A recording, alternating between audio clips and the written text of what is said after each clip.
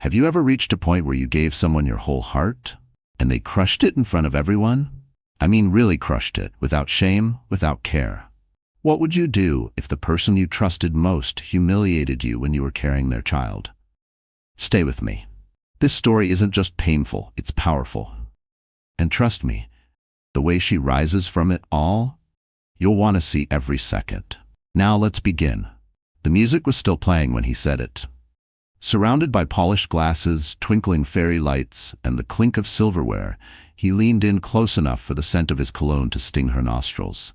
His voice, low but sharp like a blade, cut through the soft hum of the dinner party. You look disgusting, pregnant Clara. Honestly, I'm embarrassed. For a moment, everything around her blurred. The guests' laughter, the sparkling chandeliers, the polite conversations drifting through the air like smoke. All of it drowned beneath the weight of those 6 cruel words. Clara Hartley, 6 months pregnant, blinked back the tears before they could betray her. Her hand instinctively covered her swollen belly, as if to shield her unborn child from the venom in his voice. The man sitting next to her, once her protector, her lover, her husband, didn't even flinch. Nathaniel Whitmore, the man everyone in the room fawned over, tech mogul, media darling, guest of honor, was now looking at her with cold indifference. A man who had once whispered dreams into her ear, now recoiled at the life growing inside her. He reached for his wine glass as if nothing had happened. She sat frozen, her heart screaming, while her face remained porcelain calm. That moment, in the middle of a glittering gala hosted in their honor, would be the one that shattered her. The one where Clara Hartley disappeared. And something else. Something stronger, smarter, more dangerous, was born in her place. 3 hours earlier, she had picked out the silver dress carefully. It clung to her bump, yes, but she thought it looked elegant. She had curled her chestnut hair, dabbed on soft makeup, and even slipped into the silver heels she used to love. All for him. All to show him that even in pregnancy she could still be the woman he once adored. She remembered how his eyes skimmed past her as she entered the room, how he didn't say a word of compliment, how his phone never left his hand. And now, here they were. Public humiliation disguised behind designer suits and charity toasts. "Excuse me," she whispered, pushing back her chair as quietly as she could. No one noticed, not even him. The bathroom mirror reflected a stranger. Her face looked tired, pale under the soft light. Her mascara was starting to bleed from the corners. She leaned over the sink, breathing through the pressure in her chest, the hard thud of her baby's foot beneath her ribs. She had tried to be the perfect wife. The smiling woman beside the powerful man. The support system behind the empire.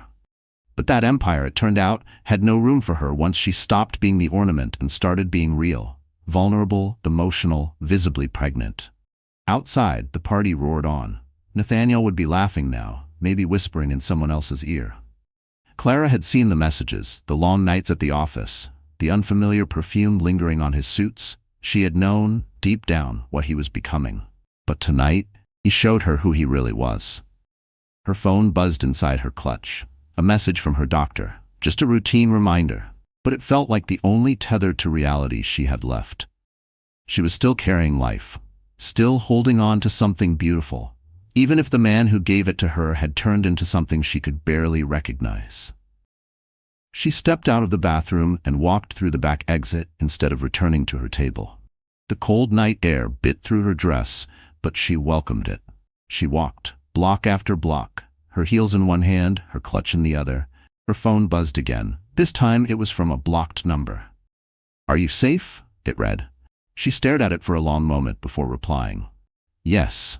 Not for long, but I will be." Then she turned off her phone. She didn't know where she was going. She didn't know who she would become. But Clara Hartley, the woman who waited and hoped and begged for love, that woman had died tonight. And from her ashes, something else was rising. Clara Hartley was not going to cry anymore. Before she became that woman at the gala, Clara Hartley was invisible in all the wrong ways. 31 years old, she had once believed in slow mornings and long kisses. She worked as an editorial assistant for a small publishing house in Manhattan, where her days were filled with manuscripts, red pens, and strong black coffee. The pay wasn't glamorous. The office didn't have floor-to-ceiling windows or catered lunches, but she loved it. She loved the smell of ink and the promise of stories still being written. Clara was the kind of woman people trusted instantly. She smiled easily, listened more than she spoke, wrote thank-you notes by hand. Her parents had died when she was 23. A car accident that shattered her world just as she was starting to build it. Since then, she lived alone in a tiny, warm apartment lined with books and watercolor paintings. Until Nathaniel came along. He swept in like a tidal wave. All sharp suits, electric charm, and ambitious fire. A self-made millionaire by 30, Nathaniel Whitmore was the golden boy of New York's tech scene. He had launched a fintech startup that IPO'd in less than 3 years. Investors loved him. Magazines photographed him. Everyone else either envied him or wanted to be him. Clara met him at a book launch. She was organizing the author Q&A. He was there by accident, dragged by a friend. He liked the way she talked about narratives, said she had an old soul and dangerous eyes. He asked her out that night. 6 months later, he moved into her apartment. Within a year, they were married. And that was when Clara stopped being seen. She traded her cozy book-filled apartment for a sleek penthouse that felt more like a showroom than a home. She left her job at his urging. "You deserve to rest. Let me take care of us," he said, and poured her days into supporting his career. Dinners with investors, weekend retreats, gala events where she smiled beside him in dresses chosen by his stylist. At first, she convinced herself it was a fair trade. Nathaniel worked long hours, but he brought her flowers on Fridays. He missed dates, but made up for it with diamond earrings. He said he loved her, and she wanted to believe him. But slowly, the cracks widened. He became dismissive, critical, cold. "Why do you wear things that hide your shape? You wouldn't understand. It's complicated. Don't wait up, I'll be late." Clara stopped bringing up her old dreams, the children's book she wanted to write, the editing career she missed. Every time she tried, he changed the subject, or rolled his eyes, or walked away. When she found out she was pregnant, she was terrified to tell him. Not because she thought he'd be angry, but because she feared he wouldn't care. To her surprise, he smiled. He even kissed her forehead and said, "You'll be a great mom." For a few weeks, hope bloomed again. She decorated the nursery herself, painted soft stars on the walls. She read parenting books and listened to classical music for the baby. She talked to the bump as if it were her best friend. She still believed in something then, if not in Nathaniel, at least in the life they had created together. But Nathaniel grew distant again. Long nights, mysterious calls, sudden trips. Clara didn't ask. She was too exhausted, too full of worry and nausea and backaches. Her world had shrunk to the size of their apartment and the weight of her baby. And then came the gala, the moment that would burn away every illusion. The moment he looked at her, his pregnant wife carrying his child, and said she looked disgusting. He wasn't just cruel, he was done. And something inside her was done too. Clara Hartley had no family left, no job, no savings account of her own. She hadn't published the book, hadn't traveled to Paris like she once dreamed. She didn't even have friends she could call at 2 a.m. But she had something more dangerous than money. She had nothing left to lose. She had spent years dimming her light to make someone else shine, and now it was her turn. The Whitmore estate wasn't just a house, it was a declaration of dominance. Perched atop the cliffs of Montauk, the sprawling mansion stretched across 8 acres of oceanfront property. With its white stone facade, Roman columns, and rooftop helipad, it looked less like a home and more like a palace imported from a billionaire's fever dream. Tour helicopters flew overhead on summer weekends, pointing it out like a landmark. Locals called it the fortress.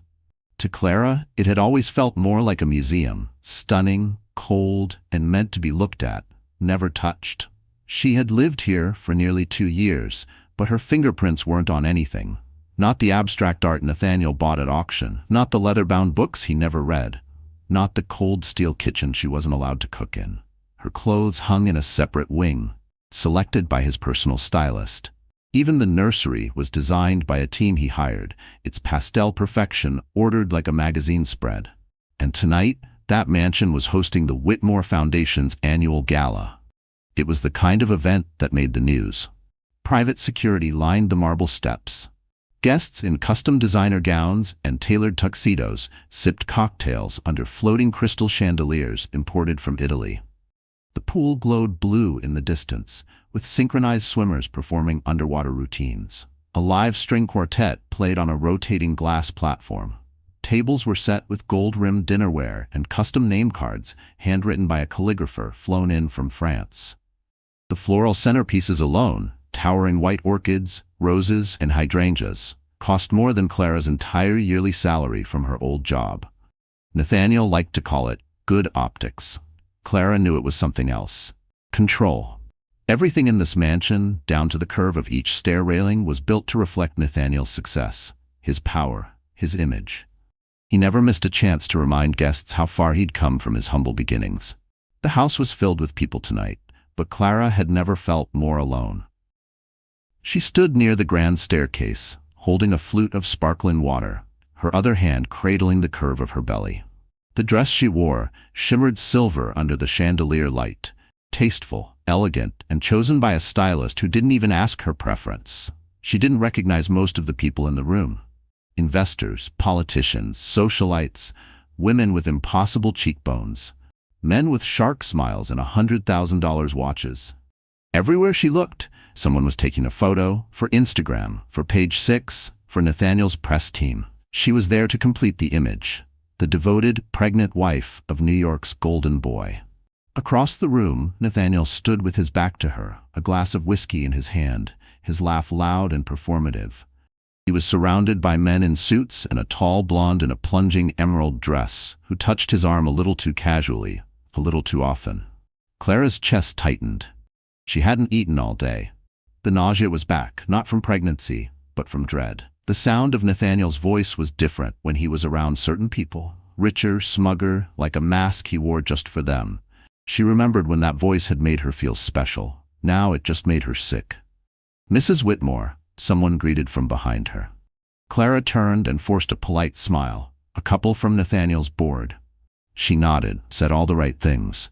Yes, the baby was due in 3 months. No, she wasn't sure about names yet. Yes, she was very excited. She excused herself as quickly as she could, slipping through a side hallway toward the back veranda.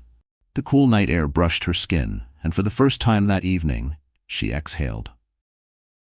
The garden beyond the mansion stretched like a dream, rose bushes trimmed into perfect spirals, a reflecting pool with floating candles, a stone fountain trickling softly beneath the moonlight. It should have felt like paradise. Instead, it felt like a trap, wrapped in ribbon. A soft voice called her name. Clara turned to see Lydia Prescott, Nathaniel's assistant. Young, hyper-efficient, always dressed like she was on her way to a Vogue photo shoot. "I just wanted to check in," Lydia said, lowering her voice. "Are you okay?"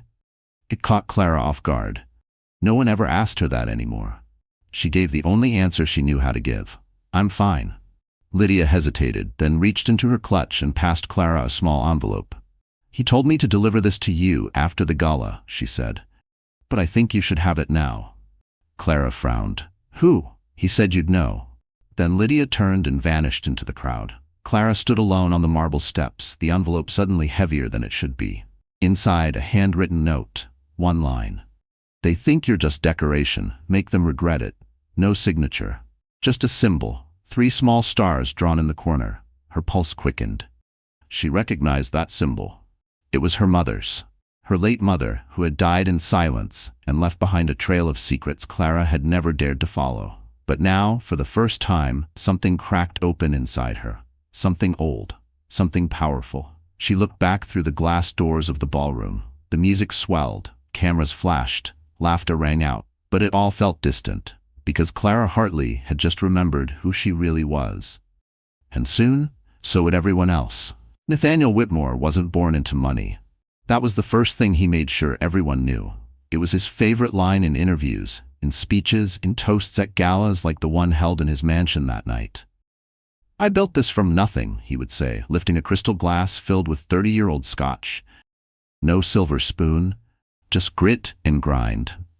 It was a compelling story, one that made investors trust him, the media worship him, and the world fall for him.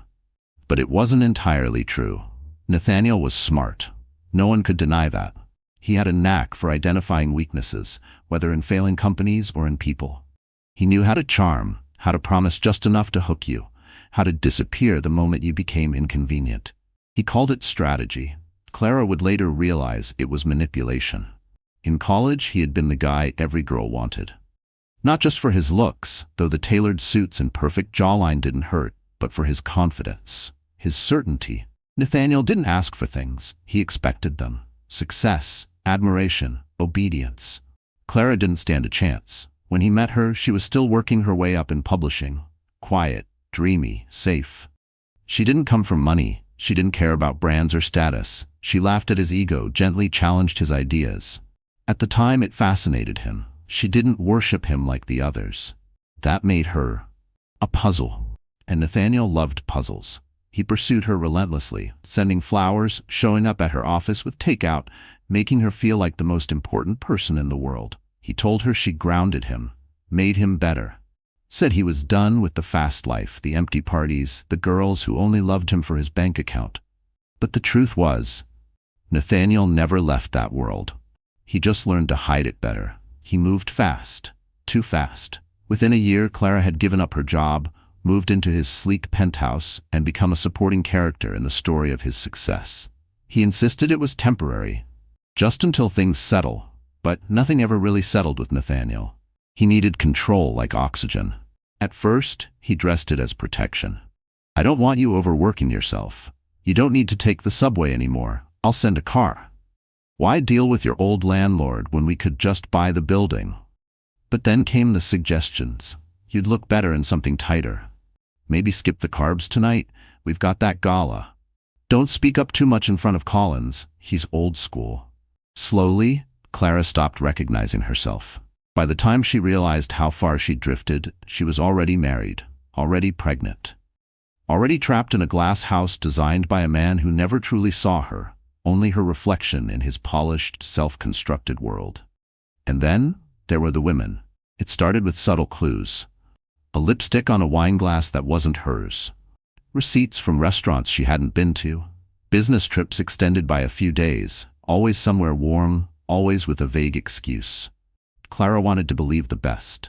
She told herself he was just stressed, distracted, under pressure. She reminded herself of the man who once rubbed her back when she had the flu, who kissed her knuckles during thunderstorms. But that man was long gone. In his place stood Nathaniel Whitmore, CEO. Icon. Liar. What Clara didn't know, at least not fully yet, was that Nathaniel had already begun building a future without her. Her pregnancy, once something he pretended to celebrate, became a burden in his eyes, something messy, physical, public. A reminder that Clara was no longer the pristine, arm-candy wife he paraded around cocktail parties. He said all the right things in public, but behind closed doors, "You've let yourself go. You used to care how you looked. I didn't sign up for this." Clara began shrinking into silence. Meanwhile, Nathaniel bloomed in the spotlight, crafting an image that had nothing to do with fatherhood or family, and everything to do with fame. Then came her. Juliette Rousseau, French model turned tech influencer. 26, all legs and lipstick, with an Instagram following of 3 million and a wellness brand that sold overpriced water bottles and motivational quotes. She slid into Nathaniel's DMs. He answered. She sent photos. He flew her in. It didn't take long. Clara had seen the texts. She had heard whispers. Nathaniel didn't even try to hide it anymore. Not really. The way he smiled when Juliette's name popped up on his phone. The way he defended her business acumen in meetings. The way he disappeared for days and returned smelling like bergamot and regret. But the gala? That was different. That night, Nathaniel didn't just disrespect Clara. He humiliated her. He brought Juliette to his own event, kept her nearby, close enough for photographers to wonder, far enough to deny anything publicly. Then when Clara asked him quietly, begged him to stop, to be discreet, to at least wait until after the baby, he leaned in and delivered the blow that would echo forever. "You look disgusting, pregnant, not tired, not stressed, not this is hard on us, disgusting." The word gutted her. It wasn't just about appearance, it was about erasure. About how, in his mind, she had become a problem to manage, an inconvenience, a body he didn't want beside him in photos anymore. In that moment, Nathaniel showed his cards. He didn't love her. He didn't respect her. He didn't fear losing her, because he never believed she could leave.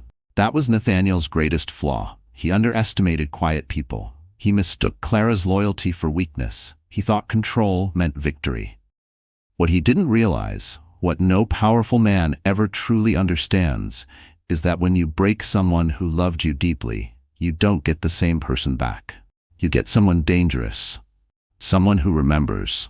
And Clara Hartley? She was done forgetting. The sound of crystal glasses clinking echoed through the marble halls of the Whitmore estate as the gala reached its crescendo. Waiters in black and white tuxedos flowed like shadows across the ballroom, topping off champagne flutes and clearing empty plates stacked with truffle risotto and foie gras. Outside, the moon hung low over the ocean, casting a silver glow across the terrace. Inside, the temperature was rising, not from the weather, but from the brewing tension that no one seemed to notice yet. Everyone except Clara. She stood near the side of the room, alone. 6 months pregnant and dressed in a custom silver gown that hugged her bump, she looked radiant to some, at least to those with hearts that still beat for empathy.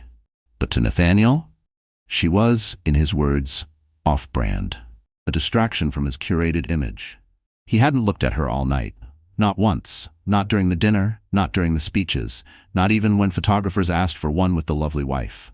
Instead, he posed with investors, tech CEOs, a few young models whose names Clara didn't know, but whose laughter carried like daggers through the crowd. And then there was Juliet.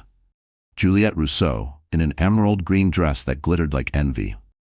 Every time she touched Nathaniel's arm, Clara felt something in her ribs splinter. People whispered.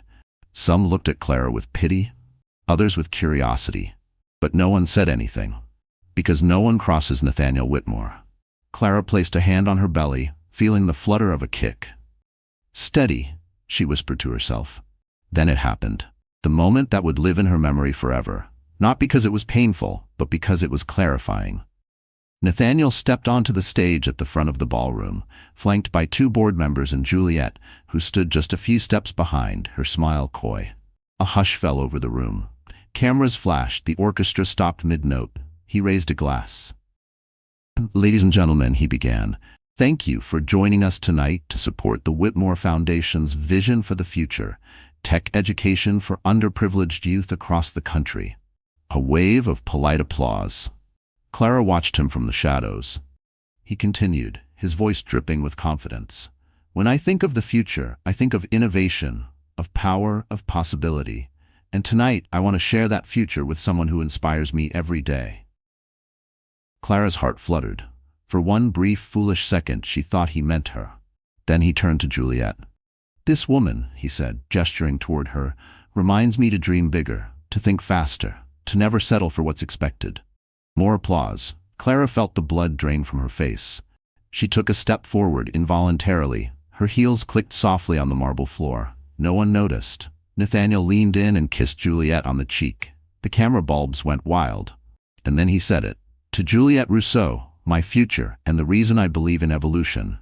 There it was. A declaration. Not subtle. Not accidental. A public coronation of the woman he'd been sleeping with. In front of donors, friends, family, and Clara. Some gasped. Others awkwardly clapped. Clara couldn't move. Her body froze as if her bones had turned to glass. The room spun. The music swelled again, and just like that, the moment was absorbed by the celebration, swallowed like it had never happened. She stood there, trembling, as people around her started dancing again. Juliet laughed at something Nathaniel whispered. Someone passed her a drink. A photographer snapped a shot of them, backlit by chandeliers. Clara turned. She walked, slowly, deliberately, toward the garden doors. She made it just past the hedge-lined corridor before the tears came. They were silent, hot, endless. She lowered herself onto a stone bench, her hand still on her stomach, her entire body shaking. She couldn't breathe. How could he? How could he humiliate her like this? Was she a ghost now? A prop?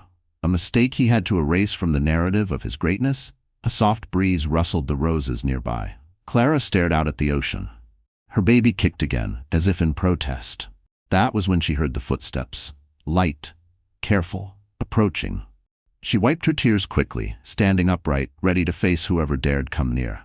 It was Juliet, the mistress, the woman who had taken everything. She stood there, flawless, holding a flute of champagne with nails that looked like they were painted in gold leaf. "I didn't know you'd still be here," Juliet said, not apologetic, just factual. Clara didn't answer. Juliet shrugged, walking slowly toward her. "You should go inside. It's not good for the baby to be out in the cold." The audacity of it made Clara laugh. Just once, bitterly. Juliet cocked her head. "I know you think I'm the villain," she said. "But let's be honest, you knew what this was. Nathaniel doesn't like normal." Clara clenched her fists. "He liked me just fine before you." "No, honey," Juliet said with a sad smile. "He liked the idea of you, the quiet wife, the invisible partner, the placeholder." Clara felt her whole body tense, her pulse pounding in her ears. Juliet sipped her drink.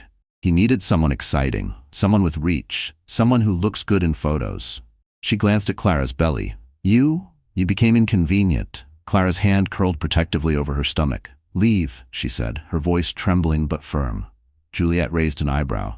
"Fine. Just thought I'd say goodbye. He's announcing the separation soon, you know. Lawyers are all ready." Clara cut her off with a look so sharp, Juliet took a step back, and that's when it happened. Clara didn't cry again. She didn't scream, didn't beg. She just smiled. A slow, steady, dangerous smile. "Tell Nathaniel," she said, "he'll regret underestimating me." Juliet hesitated. Clara turned and walked away, not because she was defeated, but because she was just getting started. The next morning, Clara couldn't move. The sunlight poured through the glass walls of the penthouse bedroom like judgment. Everything was too bright, too quiet.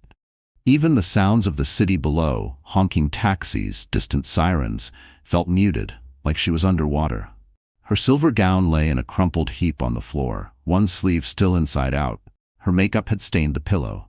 Her eyes burned, swollen from crying through the night. She hadn't slept. Not really. She had tried to tell herself it was just a nightmare. That the man who once swore to love her hadn't toasted to his mistress while she stood yards away, visibly pregnant and barely breathing. But it wasn't a nightmare. It was real. And now she was here, still pregnant, still alone. Still carrying the weight of a man who looked at her like she was a burden instead of a miracle. Clara sat up slowly, every movement deliberate, as if her body might betray her if she moved too fast. Her head pounded, her back ached, her chest was hollow. She reached for her phone. Dozens of unread messages, emails, missed calls. She deleted them all without opening them. There was no one she wanted to hear from. Not Lydia. Not Nathaniel's publicist. Not anyone who had stood there and watched her be destroyed like it was entertainment. She wanted to disappear. And that's exactly what she did. Clara packed a small bag, just enough for a few days. A couple maternity dresses, comfortable flats, a notebook she hadn't touched in months. She left her wedding ring on the marble countertop next to a half-finished cup of herbal tea. Then she walked out of the penthouse without saying a word. No driver, no assistant, no press release. Just a woman in a black coat carrying the pieces of her broken world in a canvas bag. She checked into a small hotel downtown, one with no doorman, no concierge, and no curious eyes. The kind of place where no one asked questions. The sheets smelled like bleach, the walls were thin, but for the first time in months, Clara could breathe. She turned off her phone. Then she climbed into bed, pulled the covers up to her chin, and let herself fall apart. She cried. Not quietly, not gracefully. She wept like her soul had been ripped open. Like every word Nathaniel had said at the gala had carved a new scar into her. She cried for the baby growing inside her, for the woman she used to be, for the dreams she buried when she married a man who made her feel invisible. At some point, the tears ran dry. The silence that followed was worse. Numbness. She lay there for hours, maybe days. It blurred together. She ate only when the baby reminded her she had to. She sat in the shower, fully clothed, letting the water pour over her like baptism, but no salvation came. Each time she looked in the mirror, she barely recognized herself. Gone was the polished wife with the rehearsed smile, the woman who posed for gala photos beside the man who broke her. In her place was someone quieter, someone raw, someone dangerous. Clara began writing in the notebook. Not because she had a plan, but because the words needed somewhere to go. She wrote everything she had never said aloud. He made me believe I wasn't enough. I disappeared trying to make him visible. He smiled when I broke. Page after page, anger bled onto the paper. So did grief. So did shame. But underneath it all, a spark. She remembered who she was before him. She remembered the stories she wanted to publish, the children's books she outlined in a Google Doc that hadn't been opened since her engagement. She remembered the apartment with the peeling walls and the used couch that felt more like home than any mansion ever had. She had given up everything for a man who wouldn't even offer her dignity in return. No more. One night, as snow began falling outside her hotel window, Clara stood barefoot in the middle of the room and whispered to her reflection in the mirror. "You're still here." It was the first time she'd spoken in days. She said it again, louder. "You're still here." Her baby kicked in response. She cried again, but this time not from pain. This time it was something else, a release. The next morning she dressed with care, black leggings, a soft cream sweater, no makeup, just her. She walked 2 blocks to a coffee shop and ordered a decaf latte. The barista smiled at her, not because she was Mrs. Whitmore, but because she looked tired and real. She sat by the window and watched the world move. No one recognized her. No one stared. It was beautiful. She reached for her notebook and kept writing. Not about Nathaniel, about herself, about the future, about strength. She didn't know how she'd rebuild yet. She had no plan. No money that wasn't tied to her husband's accounts. No idea where she'd live once the hotel money ran out. But she had breath in her lungs. She had a child growing inside her who deserved better. And most importantly, she had herself. Wounded, yes, but still standing. And that meant something. Because broken women rebuild with steel. And Clara Hartley was done being silent. It happened on a rainy Thursday, 2 weeks after Clara vanished from the public eye. Nathaniel was in his downtown office, 20 floors above the chaos of Manhattan, sipping aged bourbon at 10 a.m., scrolling through an email thread about narrative control. The tabloids had begun speculating about Clara's absence. Some outlets whispered of a private health retreat. Others floated rumors of a divorce. Nathaniel, of course, said nothing. That's what his PR team was for. In truth, he hadn't heard from Clara at all. Not a single message. No calls. No lawyers. Nothing. He assumed she was sulking somewhere, heartbroken, brooding, hiding behind shame, maybe. He couldn't have been more wrong. Because Clara wasn't hiding. She was preparing. And the first strike came in the form of an envelope.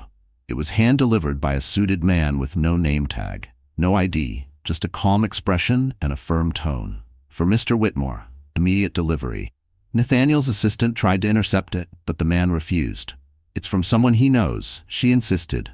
Nathaniel opened it carelessly, half distracted, ready to toss it into the trash. But when he unfolded the crisp cream stationery, the color drained from his face. There were only 3 things inside: a note, a photo, and a business card. The note was written in Clara's handwriting, clean, controlled, precise. "You should have asked who I was before you chose who to become." The photo was a decades-old picture. Clara as a child, no more than 6, sitting on the lap of a woman with snow-white hair and piercing gray eyes. He recognized the woman instantly. Vivian Langston, old money, tech royalty, billionaire matriarch, founder of Langston Holdings, one of the most powerful private conglomerates in North America. The card beneath the photo was embossed with gold lettering. Clara Langston Hartley, Managing Director, Langston Global Trust. Nathaniel sat frozen, the glass slipping from his hand, bourbon splashing across his desk. Clara. Langston. His Clara. The same woman he once dismissed as forgettable, too plain, a convenience. The one he paraded at events like a silent mannequin. The one he left behind for Instagram models and corporate ladder climbers. She wasn't just anybody. She was heir to a legacy bigger than his ego could ever comprehend. And now, she had come to collect. Back in her hotel suite, Clara stood by the window, watching the rain beat on the glass. She wasn't hiding anymore. After 2 weeks in quiet isolation, she had called a number she swore she'd never use again. It belonged to her grandmother's most trusted advisor, Franklin Ames, a man who had served as Langston Global's lead counsel for over 30 years. He answered on the first ring. "I was wondering how long it would take," he said, voice warm with relief. "Your grandmother always said, when Clara rises, the world better brace itself." Clara didn't cry when she heard his voice. She didn't feel small or overwhelmed. She felt ready. Franklin had met her at the hotel the next day. He brought files, trust documents, legal options. And most importantly, access. Clara's trust fund, previously dormant by her own choice, had been activated the moment she turned 30. Her refusal to use it until now was a quiet rebellion, a promise she made to herself when she married Nathaniel, that she would build a life without legacy, without old money, without expectations. But that life was dead now, and from its ashes something new had to rise. "You're not here to run," Franklin said that day, placing the documents on the table. "You're here to reclaim." Clara nodded. They spent hours crafting her next move, not with rage, not with chaos, with precision. Clara wasn't interested in revenge for drama's sake. She wanted exposure. She wanted control. She wanted the truth. And so she began. Step 1. She rejoined Langston Global as a managing director, a role left open for her since she turned 25. She declined a press release. No photos, no announcement. Let them find out when it was too late. Step 2. She quietly began pulling her name from anything tied to Whitmore Enterprises, her investments, her shares, even the joint real estate trust Nathaniel used to build their mansion. Everything she could unlink, she did, with surgical accuracy. Step 3. She met with one of the most ruthless divorce attorneys in New York.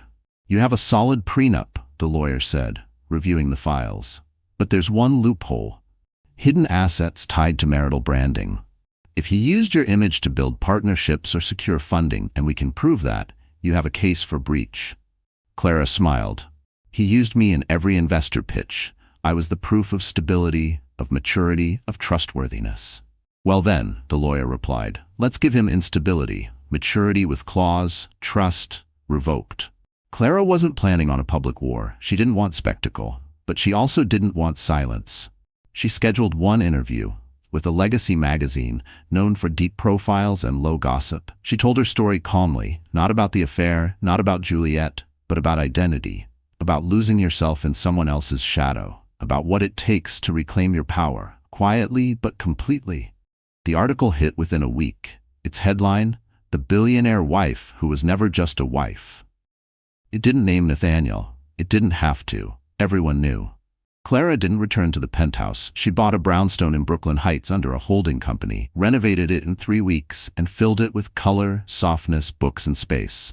For herself. For her baby. For the life she was finally building, not surviving. She kept the silver gown from the gala, tucked in the back of her closet. Not as a reminder of pain, but as a trophy. The night she was publicly humiliated was the night she was reborn. She hadn't just survived Nathaniel Whitmore. She had outgrown him. And soon the world would see exactly who Clara Langston really was. 2 months later, no one recognized her. The Clara Hartley who once stood quietly at the edge of rooms, who smiled politely while her husband basked in applause, who whispered her opinions and folded her dreams into drawers, she was gone. In her place stood Clara Langston. She walked differently now. Head high, spine straight, like she belonged in every room she entered. Her voice didn't tremble anymore. It cut through silence with the confidence of someone who had nothing left to lose and everything to reclaim. Her first public appearance came at the Langston Foundation's Spring Gala, a rival to the very event where she had once been humiliated. And this time, she wasn't just a guest, she was the host. Held at the Met Cloisters, the gala felt like something out of a storybook. Ivy-covered walls, candlelit arches, violins echoing beneath vaulted ceilings. But all eyes weren't on the art. They were on her. Clara arrived in a floor-length white silk gown designed by a close friend in Paris, elegant, daring, and perfectly tailored to her pregnant figure. She was 7 months along and glowing, not just from motherhood, but from power. From peace, from freedom. The photographers didn't just snap her picture, they chased it. Flashbulbs exploded as she stepped from a black Rolls-Royce, escorted not by a PR handler or security guard, but by Ethan Vail, CEO of Vail Group, a billionaire in his own right and a longtime family ally. Ethan, tall and notoriously private, offered her his arm. The internet would later explode with headlines, "Clara Langston returns, and she's not alone." Billionaire heiress pregnant, powerful, and unapologetic. Nathaniel saw it too. He was halfway through a tense board meeting when his phone lit up with notifications. At first, he ignored them. But when the chairman of his board cleared his throat and turned the screen of his iPad toward him, Nathaniel froze. There she was, Clara, radiant, pregnant, unbothered. Not a victim, not broken, thriving. It felt like a slap. He hadn't seen her since the gala. He thought she would fade away, that she'd go quietly, licking her wounds in some quiet cottage or luxury rehab. He assumed he'd get a call from her lawyer, maybe a settlement discussion. Instead, she returned like a force of nature. And he was suddenly the one whose name carried a shadow. Investors pulled back, journalists started digging, whispers turned into articles, and those articles turned into investigations. It wasn't just about the affair anymore. It was about character, about trust, about power shifting hands. Meanwhile, Clara wasn't chasing revenge. She was building legacy. She reopened the Langston Literacy Initiative, a dormant program once run by her grandmother to bring books and education into underserved schools across the country. She launched a podcast, Unwritten Women, featuring stories of women who rebuilt their lives after betrayal. The first episode? Hers. She didn't name Nathaniel. She didn't have to. Her voice, clear, warm, unflinching, spoke of pain, silence, and awakening. It went viral within hours. Soon she was fielding offers from publishers, networks, and nonprofits. She turned most of them down. Clara wasn't interested in being another media figure or motivational brand. She wanted impact. She wanted change. Her days were filled with meetings, strategy sessions, and nursery planning. Her nights were quiet, spent in the Brooklyn brownstone with candles, classical music, and the occasional kick from the baby that reminded her what all this was for. She kept her circle small. Ethan visited often, bringing takeout and updates on the boardrooms she used to avoid. "You know," he said one night, pouring her sparkling water, "you're scaring the hell out of a lot of very powerful men." Clara smiled. Good. She wasn't trying to scare anyone, but she wouldn't apologize if she did. Then came the award season. The Women in Tech and Philanthropy Summit, a notoriously selective event, announced Clara Langston as its keynote speaker. The theme? Visibility after silence. She stood on that stage in a tailored black jumpsuit, her hair pulled into a sleek bun, a silver pendant resting just above her belly. When she stepped up to the mic, the crowd hushed. "Not long ago," she began, "I thought the worst thing that could happen to a woman was being left." She paused. "I was wrong. The worst thing is losing yourself so slowly, so quietly, that you don't even realize it's happening." Her voice didn't shake, not once.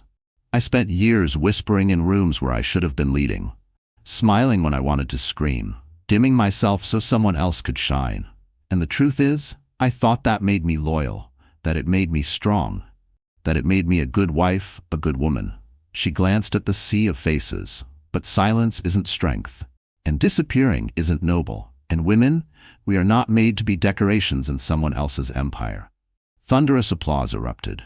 Nathaniel, watching from a hotel suite in Zurich, felt his stomach knot. She wasn't just reclaiming her voice, she was becoming a symbol, a movement, and she wasn't done yet. Back at her brownstone, Clara sat by the fireplace, her hand resting gently on her belly.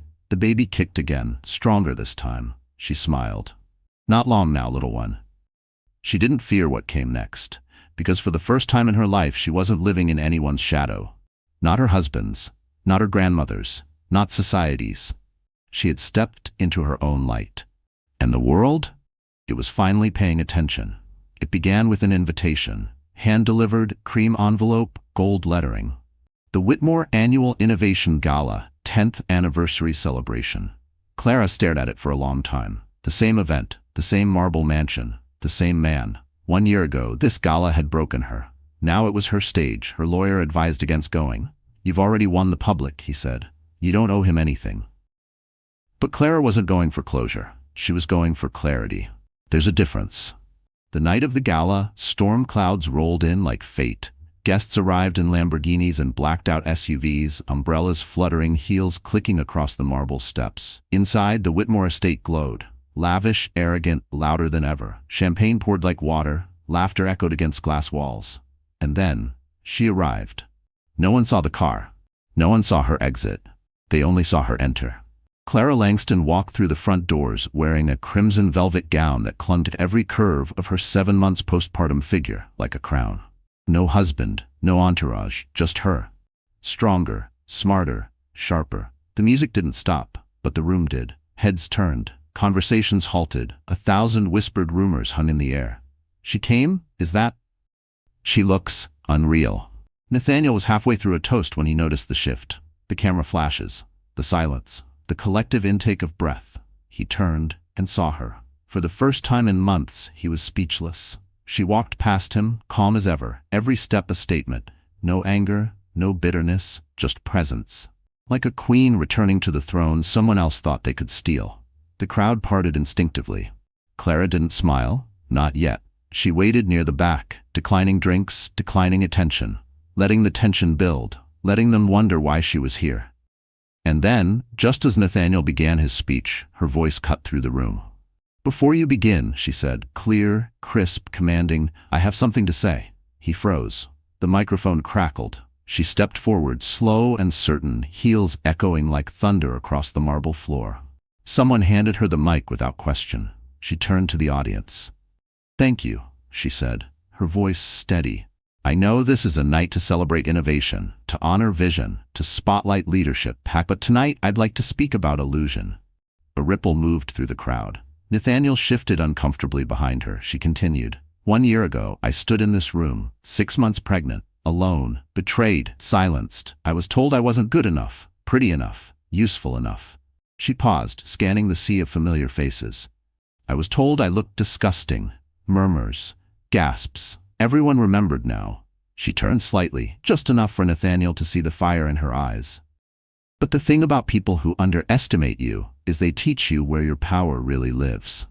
She reached into her clutch and pulled out a small device. With one tap, a projector lit up the wall behind her. A slideshow began. Screenshots, documents, photos. Not tabloids, not rumors. Proof, emails, financial documents, business memos with Nathaniel's signature. Clara looked directly at the board members seated near the front.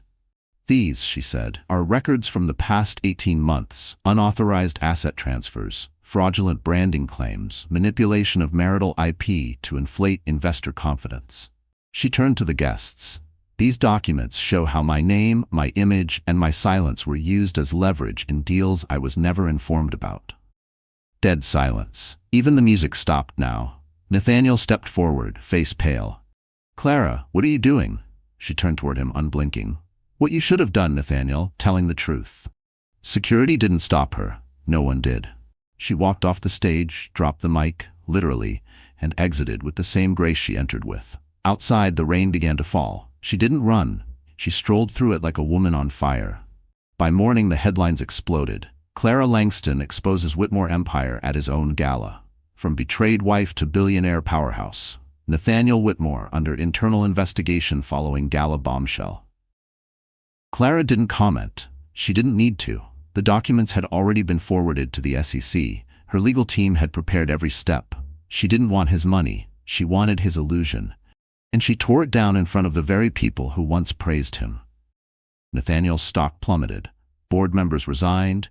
Partnerships dissolved. By Friday, he was removed as CEO pending legal review. By Monday, Clara was on a plane to Santorini with her son. Not to escape, to rest, to breathe, to begin the life she'd earned. She stayed in a private villa overlooking the sea, her mornings filled with baby laughter and espresso, her evenings with books, soft jazz, and the occasional message from someone new. Ethan texted her one night. "That was legendary," she smiled. Typed back, "Just clearing space." He replied, "What for?" She hesitated, then wrote, "Whatever I want to build next." She looked at her son, sleeping peacefully. She touched the necklace around her neck. 3 small stars, a gift from her grandmother.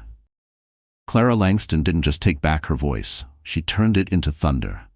And the world? It was still echoing. The waves kissed the rocks below as the Greek sun dipped behind the cliffs of Santorini, casting the sky in pinks and golds. Clara sat on the terrace of her villa, barefoot, wrapped in a linen robe, her son asleep nearby in a bassinet beneath a gauzy canopy. She watched the sunset the way one watches a fire they survived, awed, grateful, and aware of everything it consumed. It had been 6 months since the gala. 6 months since she stood in front of a crowd that once pitied her and burned a kingdom built on lies to the ground. The world had changed since then, or maybe she had. People stopped calling her the wife. They stopped labeling her as abandoned or betrayed.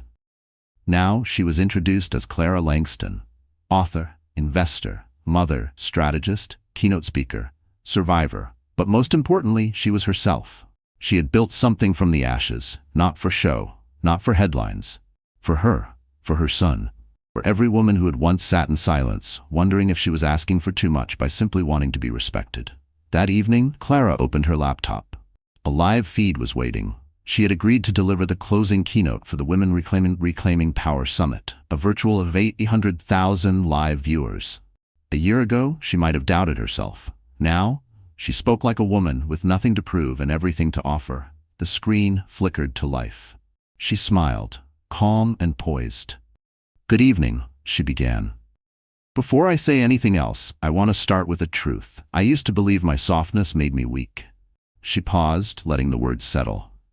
"I believed that being kind meant being quiet, that loving deeply meant surrendering completely, that to keep a man, you had to lose yourself slowly enough that he didn't notice."